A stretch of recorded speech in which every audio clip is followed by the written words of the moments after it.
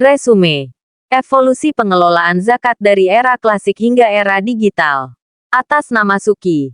Jurusan Perbankan Syariah kelas E. Dengan NIM 90500122087. A. Pengelolaan zakat di era klasik 1.0. Pada masa Nabi Muhammad SAW. Dan bersama para sahabat. Pengelolaan zakat dilakukan langsung oleh panitia khusus yang disebut amil zakat.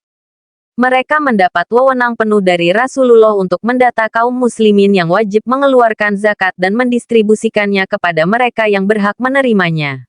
Karena panitia tersebut dibentuk secara khusus dan untuk pekerjaan yang khusus pula, maka data-data terkait para muzaki dan mustahik dapat terdata secara akurat. B. Pengelolaan zakat di era klasik 2.0. Era 2.0 ditandai dengan kemunculan lembaga amil zakat yang mulai mengorganisir pengelolaan zakat secara profesional sejak tahun 1980-an. Lembaga-lembaga seperti Badan Amil Zakat Nasional, Basnas, dan berbagai lembaga amil zakat kelas mulai berdiri, membawa pendekatan yang lebih sistematis dalam pengelolaan zakat. Pada era ini, teknologi mulai diperkenalkan dalam proses penghimpunan dan distribusi zakat.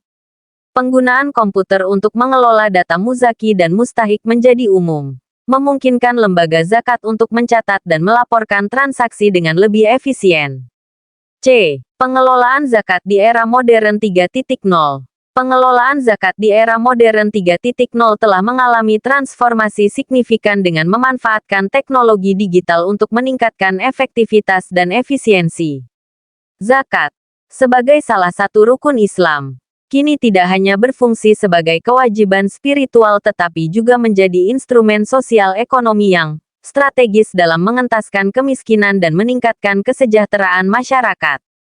Era modern ini memungkinkan lembaga zakat untuk beralih dari metode tradisional menuju pengelolaan berbasis teknologi yang lebih profesional dan transparan. D. Pengelolaan zakat di era 4.0. Sebuah revolusi bertopang pada revolusi sebelumnya. Artinya revolusi industri 4.0B pada revolusi industri 3.0. Setidaknya ada 3 hal yang membedakan revolusi industri SWAT dengan sebelumnya. 3 hal tersebut menjadi alasan mengapa transformasi yang terjadi saat ini bukan merupakan suatu perpanjangan revolusi digital, namun lebih merupakan suatu revolusi transformasi baru. Pertama, inovasi dapat dikembangkan dan menyebar jauh lebih cepat dari sebelumnya.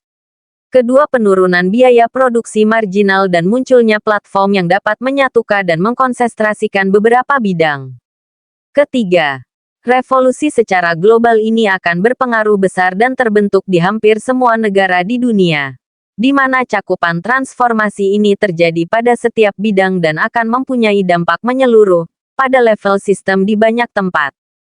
Pengelolaan zakat di era digital 5.0. Pengembangan digitalisasi zakat berpotensi besar untuk memberikan kemudahan dalam layanan pembayaran zakat.